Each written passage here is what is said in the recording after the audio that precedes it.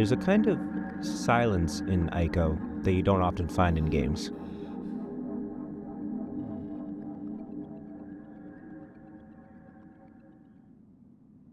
Not a silence as absence, but a silence as atmosphere, drawing you in, asking you to stay, to feel, to wonder what the fuck is going on. But, like, in a good way.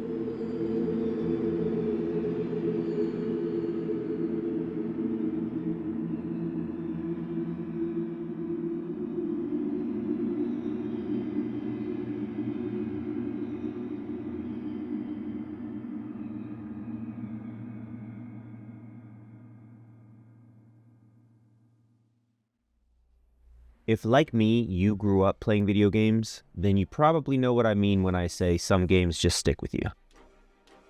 For instance, when it rains sometimes, I think of my friends and I running inside, huddling up in my room and playing Smash Bros. Melee. And when I have mozzarella sticks, specifically from Papa Gino's, it reminds me of when I beat the androids at the end of Dragon Ball Z Budokai 1. Which probably means I was eating it at the time, I don't know, but I spent way too much time on those flippin' androids, dude. When I beat them, it was probably the best day of my life at that time. And even though I haven't played the game in 20 years, when I'm feeling sad or melancholy or lonely, I think of ICO. For me, ICO is the beginning of what I call the Forgotten Trilogy. 3 deeply emotional, quietly profound games that I love. ICO, Shadow of the Colossus, and The Last Guardian.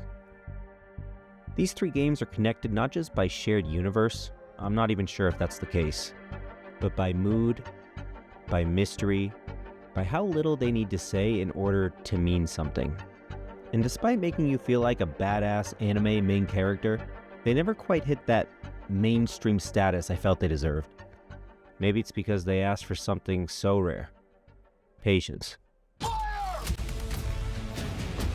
In today's games, there's a growing obsession with visual fidelity. Lifelike faces, cinematic lighting, sweeping camera work, dialogue that fills the air, cutscenes stretch longer and stories unfold like movies. It's all beautiful and loud. But somewhere in the rush to dazzle, the silence got lost. The spaces between moments, the quiet of simply being in a world, have been traded for spectacle. We've learned to chase immersion through pixels and voice lines, while the soul of the game, its feel, its play, waits quietly, hoping to be noticed again, hoping the cutscene impressed you. But ICO didn't want to impress you. It wanted you to feel something. And somehow, it did that without the spectacle, without the noise.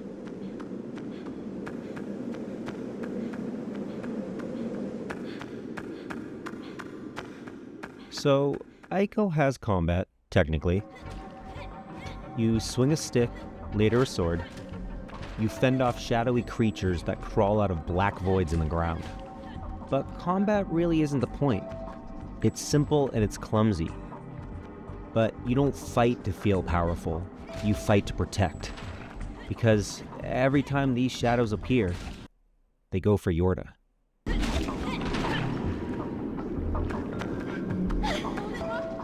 You panic. But not because you might die. You panic because she might be taken. And that fear is so much more real. It's not about hit points, it's about helplessness. Hers, and yours, if you fail her. Which happens a lot.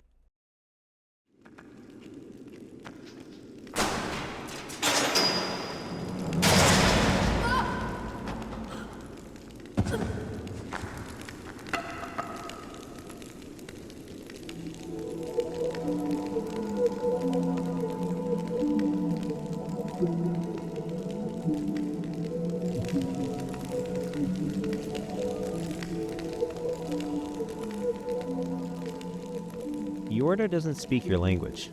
You can't talk to her. And yet, you care about her deeply. Not through dialogue, not through backstory, but through the simplest mechanic in the entire game: holding hands.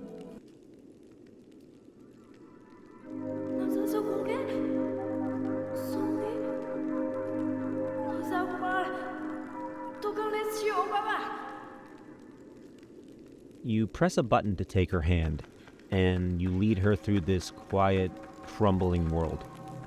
You help her climb, you wait for her when she hesitates, and you tug her gently when she falls behind. Over time, that button press becomes more than a mechanic. It becomes a bond, a commitment. You don't hold her hand because the game tells you to. You do it because you want to.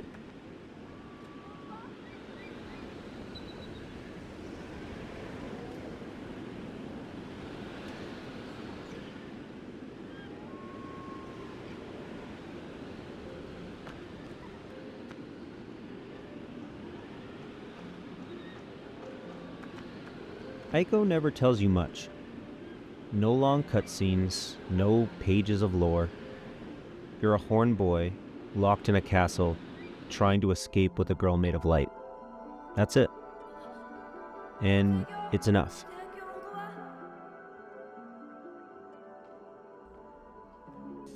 The castle feels ancient, haunted. Maybe it's the shadow guys trying to steal your girlfriend. The queen who opposes you speaks in tongues and the game doesn't translate her words. And yet, the world makes sense. Not logically, but emotionally. The mystery becomes part of the texture. The things left unsaid are exactly what makes the game feel sacred. You don't need to understand every detail. You just need to feel your way through it. In a medium filled with noise, ICO chooses to be silent.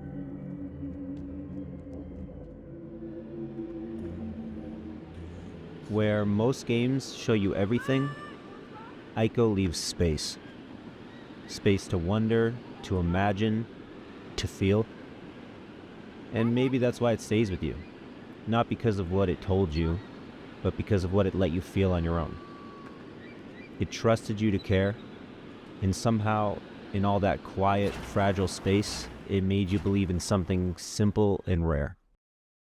That holding someone's hand could be more powerful than any sword. But not bazookas. Bazookas are still number one. It goes bazookas, the reverse blade sword that Kenshin uses, and the Kamehameha. And then holding hands. It's funny. Talking about ICO makes me want to talk about Shadow of the Colossus too. A game where you are not only a fully grown adult, but also a competent fighter. Maybe it's because after everything ICO teaches us about protecting what we love, despite being in over our heads, Shadow of the Colossus comes in and says, now imagine what you would do if you were capable and desperate. Still all about the ladies, though.